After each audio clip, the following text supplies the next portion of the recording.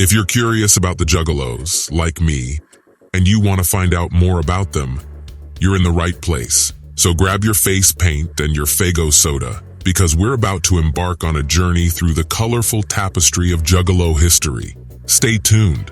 A Juggalo, or Juggalette for the ladies and Juggala for our Spanish-speaking fam, is someone who's got mad love for the hip-hop group Insane Clown Posse, ICP, and other dope artists on Psychopathic Records. These hardcore fans ain't just ordinary music enthusiasts. They've created their own unique language, slang, and style that sets them apart from the rest. And to reinstate that, every year, they'll hold a gathering of the Juggalos. This epic annual festival is where Juggalos and the artists they support come together for a mind-blowing experience. From 2000 to 2010, the festival drew in a whopping 107,500 fans, with an average of nearly 9,800 ninjas every year. The peak? A staggering 20,000 Juggalos in 2010. But let's rewind to where it all began. Picture this. It's 94 and Insane Clown Posse is tearing it up live. In the middle of their sick track, The Juggla, Violent J takes a moment and addresses the crowd as Juggalos. The response, absolutely insane, fam. The love was real, and from that point on, Violent J and Shaggy 2 Dope proudly adopted the term to refer to themselves, their crew, their loved ones, and all the fam reppin' Psychopathic Records. The Juggalo movement exploded when ICP dropped their third album, Riddlebox, in '95. That's when they hit us with those iconic tracks, What is a Juggalo? And Down with the Clown on the Great Malenko in '97. The love just kept growing, and Juggalos became more than just fans. They became a tight-knit family, holding each other down through thick and thin. Juggalos are like the goth clowns of the music world, with a twisted take on today's scene and a deep connection to modern hillbilly culture. They're a diverse bunch coming from all walks of life, rich, poor, every religion, and all colors. It doesn't matter if you're sipping champagne or rocking with a crack rock in your mouth. Juggalos don't judge. They call themselves a family, and they mean it. These music-loving misfits are tight-knit and ride or die for each other. But here's the deal. Juggalos are most prevalent in rural North America, where they've carved out their unique subculture. Now, how do you spot a Juggalo in the wild? Simple. They're all about that Faygo life, drinking it, spraying it, living it. They vibe to horrorcore and underground rap, rockin' face paint that's either wicked clown style or even corpse-inspired. You'll catch them carrying hatchet gear or Chapter 17 threads, with the Hatchet Man logo on their gear and jewelry. Oh, and their hair game?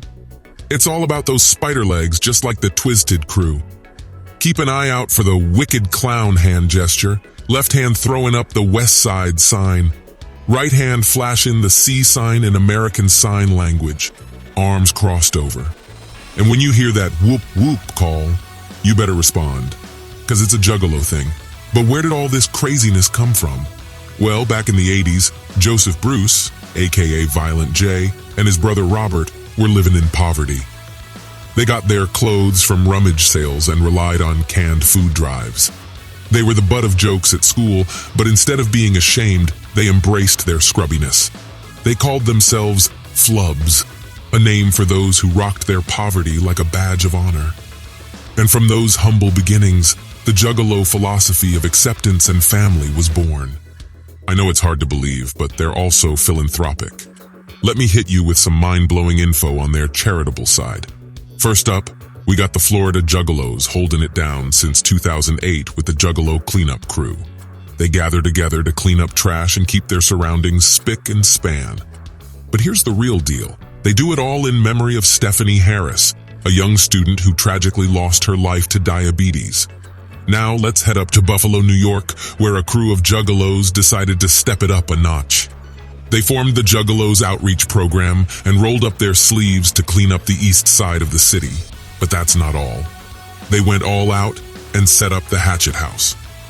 This place is like their HQ, where they run a 24/7 helpline, connecting folks in need to the right services.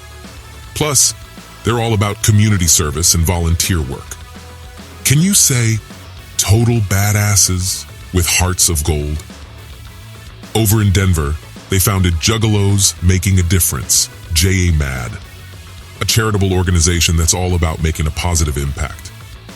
Unfortunately, criminal and gang-related activity has been associated with self-described juggalos. We're talking about assaults, drug trafficking, vandalism, burglaries, shootings, thefts, robberies, and even some heartbreaking murders. Yeah, it's heavy stuff. According to a report by the National Gang Intelligence Center, there's a split between violent and non-violent factions within the juggalo community. Some juggalos who engage in criminal activities actually look down on the non-criminal ones, considering them weak. It's a messed up situation where even attacks on non-gang-related juggalos have taken place. But let's be clear, not all juggalos support or engage in gang-related activity. This whole situation has sparked reactions from various fronts. The Insane Clown Posse, ICP, themselves filed a lawsuit against the FBI, questioning the gang listing of juggalos. They wanted to challenge the classification and fight for the rights of their fans. They even launched a website, juggalosfightback.com, where fans could share their stories of unfair treatment by law enforcement, hoping to use them in their legal battle. The classification of juggalos as a criminal gang has faced criticism too. The technology magazine Wired called it out, drawing parallels to previous incidents involving FBI harassment of Muslim Americans. It's a complex issue that's garnered attention and sparked debates about personal freedom and profiling. Back in 2011, the FBI labeled juggalos as a hybrid gang, a category that stretches beyond the typical racial or cultural boundaries of gangs. According to the report, juggalos are loosely organized but rapidly expanding in various U.S. communities. It even featured a photo of a woman in clown makeup holding a gun, adding to the stigma. Now let's be real here. There have been isolated incidents of violence involving juggalos. In Seattle, 2 men with hatchetman tattoos were involved in the unfortunate killing of a homeless man near a construction site back in 2008. And in Las Vegas, a self-identified juggalo named Stephen Giles attacked someone with a meat cleaver. In their fight for justice, ICP, along with the American Civil Liberties Union of Michigan, took legal action once again in 2014, aiming to have juggalos no longer considered a gang and to have any criminal intelligence information about them destroyed. All right, that wraps up this mind-blowing journey through the wild world of juggalos. I hope you had a blast diving into the history, culture, and even the controversies surrounding this unique subculture. If you enjoyed this video and learned something new, smash that like button, like you're slamming the mosh pit at a concert. Show some love, drop a comment below, and let me know your thoughts on the Juggalo movement. And if you haven't already, make sure to hit that subscribe button and join the fam for more epic content like this.